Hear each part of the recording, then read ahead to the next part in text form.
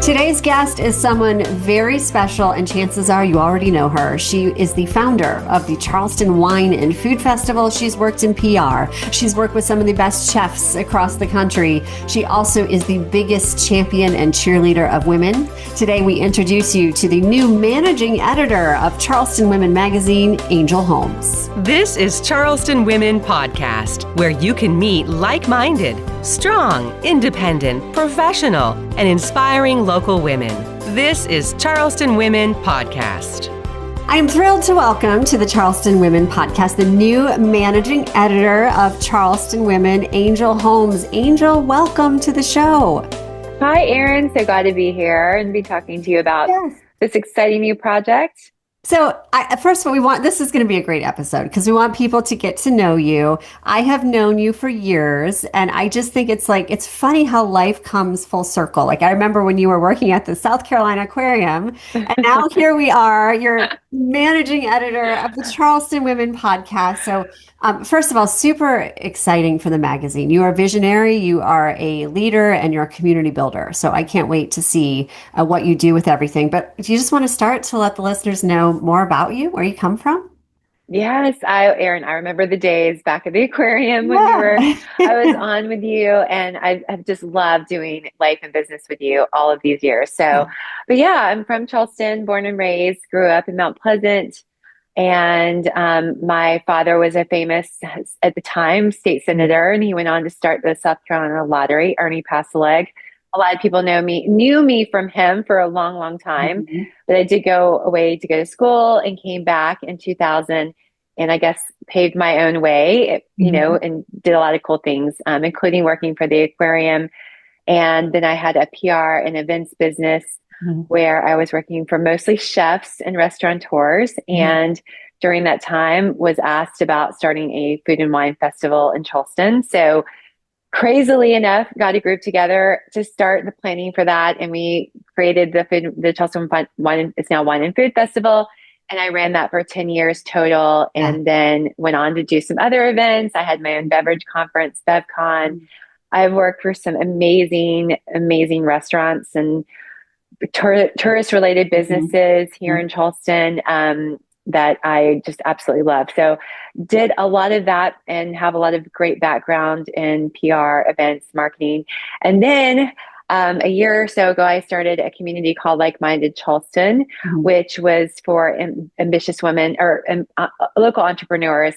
And I just have decided to fold that into my community that I own and run, called the Brighter Side Society, which is really cool. So that's my whole life has been around events, PR, and community, like you said. So I mean, I'm exhausted just listening to all of it. I mean, you have done so much. And as you said, everything has been community focused. I mean, the fact that you started Charleston Wine and Food, like that's amazing. So again, what a treat for Charleston Women to get you as your managing editor. But this is a new role for you. You've never been in an editorial position before. So I guess let's just start with did they approach you? Let's start there. Yes. Yeah. So what made you, I'm sure you get hit up all the time. There's so many things that you could do, so many people that want a piece of Angel. What spoke to you about this magazine that you were like, this is where I want to move next? Well, it is full circle because my degree was in journalism, and I actually wanted to work for Glamour magazine. That was my dream. And I've always written, obviously, on the side of the PR side and marketing side. And I did do the Daily Meal, which was an online publication. I was their Charleston editor for several years, doing that. So I've written for other little publications here and there. So I do love, and I'm fascinated with the industry and the business of really sharing stories. And I do view things like Charleston Women Magazine as a place to bring, it is a community, right? You can share a community, you can share what's going on inside. So yes, when I was approached, I was definitely a little, not sure. Obviously I've got a lot going on, and I wanted to make sure anything I do the full extent, give it my all. And I love the magazine, but I definitely have a lot of ideas for it and a lot of things I want to just elevate and make better and have opportunities for women to be showcased in it. So when I was approached, I said, I'm interested, but I'm interested as long as we can really take it to the next level. So that's Yeah. what I'm really excited to do. In 1996, it was Southern Women to Women magazine. Now it's Charleston Women Magazine. Charleston Women is all about strong, capable, confident, hardworking, nurturing, determined, dedicated, and inspiring women. Our readers are business owners, entrepreneurs, mothers, sisters, wives, and grandmothers. Pick up your copy of Charleston Women Magazine at Charleston area Harris Teeters and Food Lions. Charleston Women Magazine. We are Charleston Women. You're listening to the Charleston Women Podcast. I'm sure you have a lot of things in the work, but can you share any tidbits with us? Like, what would you like to change or maybe add on moving forward that we can expect? Yeah. Well, the magazine really was an extension of Mount Pleasant Magazine. It was an insert for so long. So to take it out and make it its own freestanding magazine was great. And I think it's a great foundation for what it can become for women, for Charleston women. And I really want, though, to make it its own identity and really make it more feminine based, where it's just really like a piece you want to keep around your house and reference and use, and more of a storytelling piece as well. So different designs and layouts and things like that, which will be really fun. We're already starting to work on that now, and it looks really good. And also definitely profiling a variety of people. I do think some of the profiles have been more driven on the supporters of the magazine, which is absolutely fine. But I think just a broader approach to that and really telling the full story about Charleston women and all of the amazing people, because there are so many new people here too. And I feel like I've been able, especially with the things I've done, with Like-Minded and just being from here, the women I've met and connected with, people like yourself, just to hear from you and what you're out there hearing and seeing and doing, and just getting all those connections together to share in one place, I think will be really exciting. Yeah. So I think just taking that and just expanding on, sharing that story about who Charleston women really are today. Yeah, it's interesting that you say that, because I remember when I was a little girl from Ohio and I moved to Charleston many, many moons ago, I found a local magazine and I used to like keep those and pour into them. This was before we had like a lot of internet, but that was my guide to like what was cool, what was happening. And that's what I hear you saying, like being like almost like a welcoming place for new people, and also a place for connectivity for those of us who have been here a long time, that you can still show us new stuff, right? Yes, absolutely. And, there are some great other publications in Charleston that serve different markets and needs, but this is specifically on women. And how incredible is that we can really dive deep in those stories. And like you said, there's so many new people, there's so many old people, there's so many, not old, but just people who've done so much that often get forgotten about. And so I just want it to be a good combination. Do we classify as all old? of that? Yes, we are a little bit old. I think so. When you hit menopause, you're like, okay, wait a minute. How did this happen so quickly? I know. What's going on? Let's backtrack, even though I feel like I'm part teenager. But, and that's the thing too, is like we have so much opportunity to get more of a youth voice inside and showcasing, just the diverse population of all of the different areas as it relates to women. And that's my goal. Yeah. I want to ask you about the way the magazine looks, because you said you want it to be a piece that we keep around, that sits on the coffee table. You are so good with like Canva, with graphics, when you Like-Minded, like just your pages are beautiful. So are we going to see maybe like a little bit of Angel in the magazine? I associate you with like pinks and light colors and airiness. Like, is that going to kind of cross over maybe? Maybe. I can't give everything. I know. But I will say, just before this podcast, I was on Pinterest doing a lot of boards to reference. And yes, I think just more to visual aesthetics, like not as heavy on the copy. People don't read, their attention spans are so torn. So to just have more of a spread where you see a picture or you see reference guides, or you see just more, like I said, more of a story where it's not something you have to read necessarily, but you can look at the picture and really get the zest and the energy behind the person or the place or whatever it is. I do love the different sections of the magazine. So those will stay, but they're just going to be really expanded on. And I hope to add things that are in every magazine that you'll be like, oh, this is this this. I love Mhm. seeing every time I open Charleston Women. And there's a Gotcha. few things like that right now, but I think we're going to add even more Yeah. to that kind of personality that I love that. you'll come to expect. So, but Yeah. yeah, and I do have a certain aesthetic and I would love for more of that to pour into it. I'm not Mhm. designing it, but I am giving feedback, and we do have a new Your little designer with voice. it. Yeah. And so she's really excited. And I've reached out to, of course, all of my photographer friends and my writer friends and my all Mhm. my friends in general and said, okay, I Mhm. want you in part of this Mhm. ASAP. So Yeah. I'm Well, excited. and you are a connector without a doubt. So your entire life with everything that you've done, all of your different careers, with the memberships that you've had the last couple years, can we expect to see more in-person events, more connection points that will be associated with the magazine? Yes. I don't know to the full extent, but we were definitely talking about that, elevating. I know they have, we normally do the magazine launches, they Hmm. have some coffee meetups, but absolutely. And I think just partnerships in general, just really honing in on our partners, making sure we're out in the community as Hmm. a face, as a presence, supporting women and what they have going on as much as possible.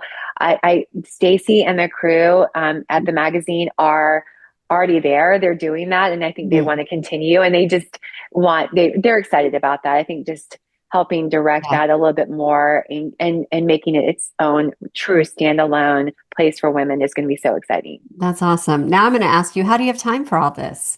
You have your So own stuff. You have Erin, two, you're a mom, you have two sons. I Have any of them, am. have they gone to college yet or not yet? So my son graduates. He's just graduated from high Oh, school. So he just starts this college. year. So crazy. So crazy. I How are know. you doing? I'm good. It's Yeah. definitely like surreal, but Yeah. I'm so excited for him. I know he's going to UNC Asheville. I know he'll love it there, and he's just ready to spread his wings. So I feel like I've done a good job raising him to go on into amazing things with Mhm. his life. And then my other son's going to be a junior, which is crazy. And then Brian and his daughter, is a sophomore in college. So it's really fun in this age too to see them. There are more of friends, less of dependent beings that need Right. everything from us. But I am a master of time. I used to teach time management and I have dialed in my schedule. And again, I don't take on anything I can't give 100 million% to. So I was really intentional about doing this because, yes, I do have a community. I have a podcast. My husband and I are working on the place in the Caribbean. So we have things going on, but Hmm. I think just good management of time and effort and also just utilizing more resources too to get more people involved in it Hmm. and not just taking on everything on my own, but getting more writers involved, getting more Hmm. photographers and that sort of thing. So Yeah. that's how. Super exciting. I'm going to go to a total, different direction right now because you said you used to like teach time management. Is that Yes. so? Yes. Can we like pick your brain just very briefly? Like what Yeah. nuggets can you share with our listeners? Because everyone is Oh, like, I need more hours in the day. So what is one thing you do that kind of changed your life to get things done? well, definitely time blocking. If you're not time Time blocking. blocking, I'm it's not. so important. Oh, it is so Let's important. go. This now just And became a 40-minute I do podcast. teach this. I do teach this in the Brighter Side Society. Yeah. So anybody who's part of that, I do share with them. But no, I think the biggest thing you do is you sit down and you write out what you do with your time. You monitor it for about a week. You get a good handle on what you're doing. You obviously have set things you have to do every single day. Like if you go to a 9 to 5, that's what you do every single day. But then you prioritize the other things that you want to do. Mhm. And then you put them in buckets of time where you want to make sure they happen. And then what you realize is you're wasting your time on so much stuff that you need to just get rid Mhm. of, right? Right. Scrolling, Netflix, like on and on and on. Mhm. And then you come up with a really good schedule. It doesn't have to be super rigid, but that you have blocks of time where you're going to be doing, whether it's your emails, whether it's Mhm. your follow up, whether it's your outreach, whatever it is, marketing. And Mhm. then when that's going to happen. You're very rigid about that. But you Mhm. also schedule in your fun, your Mhm. family, your workouts, all of that kind of stuff. Yeah. Okay. And when you start sticking to that, you also can adjust it over time Mhm. too. But once you start sticking to that for about a week or two and you get it dialed in, you will become on autopilot. It's just like any other habit you do over Mhm. time. It starts to stick. And and it works. It just does. So you just have That's to be cool. disciplined and you have to set it up. So I'm absolutely happy to help you with that. Like I know. Coming to the it's a next game brighter changer. side meeting. Last It's a game question. changer. I just started thinking, like when you said you schedule like your emails, so I'm someone who's constantly like responding. I'm in email all day. Is it better for us to function to set aside like a specific time for emails? Yes, it is. That's my takeaway from It's today. better to sign a set aside time for everything you do. Yeah. People say to me a lot, you're on social media all the time. I'm not. I'm on in the morning, in the middle of the day, and in the afternoon for about 10 to 15 minutes. It Hmm. looks like I'm on all the time because I'm very intentional about those 10 to 15 minutes, Hmm. but I'm not on it the whole day. Like I get off of it. When I'm off of it, I'm off of it. When I'm off of email, I'm off of email. Like you just have to be really diligent. And then I also set days that I work on certain things. So my Charleston Women Day is going to typically be Monday. So if Okay. you hear from me, it'll probably be on a Monday because that's the day I have blocked off to work on that part of my Yeah. business. So you just kind of get a system set up and a schedule set up and you stick to it and you're going to Mhm. be so much free. You'll get 2 to 3 extra hours a day Wow. on average. It's That's crazy. great. Thank you for indulging me and all of us. Yes, I love it. It was I love about the it. magazine, then it's time blocking. I do have a free journal. It's an overwhelmed to overjoy or overflow Okay. journal. And it goes through some of this with you. So I can send it to you, but it's Yeah, we'll put it a great piece. we can put it in the show notes too. So people Yeah. link And to I it. That'd be also have great. a free guide for women entrepreneurs in Okay. Charleston too. Oh, that's great. That I'd Yeah, love you to sent me that. share. That's awesome. Yes. Okay. So About the how to be an guide and entrepreneur. your like all your links will be in the show All notes. my stuff. All my stuff. Before we go, I love asking women this question, and you've already talked about your time blocking, but I think when I meet really busy women like yourselves, professional go-getters, how do you start your day? Because I find it fascinating. Some women are like up and at 'em working out. Some people are meditating, praying, drinking coffee. Some people sleep in. Like, what is your schedule? Yes. So I wake up every day at 6, typically right on the dot. I don't need an alarm clock. It's crazy. And I do make my breakfast, but I pray and do journaling for about 30, 45 minutes. Then I get ready and typically try to go work out. I love the works is my place. I go do hot yoga, get my sweat and all the things going. And then I go through my day after that. So, but it's really good because it gets you grounded. And for me, like my faith is so important and I can like, it just makes me like calmer and know that I'm not in control. A bigger person is, and they've got it. I'm just here to do whatever, I'm able to do. So it definitely is a good way to start your day. I love I that. And encourage that. I love hot yoga too. I go at 6 a.m. Do you check your email or do any work before like your workout, before your hot yoga? I typically don't Okay. unless I have a packed day and I have to do like a quick Okay. check-in. But I don't actually, that's another thing. I don't get on my social media or my email typically before. I might look at social media before I go inside the workout on the Sure. way, like from my car to the place. I have a few minutes, but I've already pre-scheduled everything. I've already done everything. I don't really get that in my head yet. Okay. So you don't roll out of bed and like grab your phone and start scrolling. No, Good. no. The only thing I do on my phone is my Bible app is on there. So I will reference that, but I don't go on social media. Yeah. We've learned so much from you today. Before we go, like when is your first issue that's going to be under Angel's influence, if you will? When will we see? Yes. Oh, well, I'm excited. It's going to be fashion in the fall. And, I've reached out to all of the girls, all of our friends. Yeah, I'm sure I could list them. I want you in here. It's going to be so fun. We've already got it mapped out and ready to go. And I will say, I would really love for people if they have ideas or they're doing, I know PR people obviously will pitch ideas, but anybody, if you're a woman in Charleston, if you're doing something interesting or that people need to know about, I'd love to hear from you. So I just want people to know I have an open email, like reach out to me, let me know all the things. I'm here and I'd love to learn more about what else is going on. All right, Angel, thank you so much for your time today. We are so excited. We can't wait to see what's next for the magazine. You have been listening to the Charleston Women Podcast with Angel Holmes, our new managing editor. Thanks for spending time with Charleston Women Podcast. Please like us and follow us on whatever platform you're using to access Charleston Women Podcast.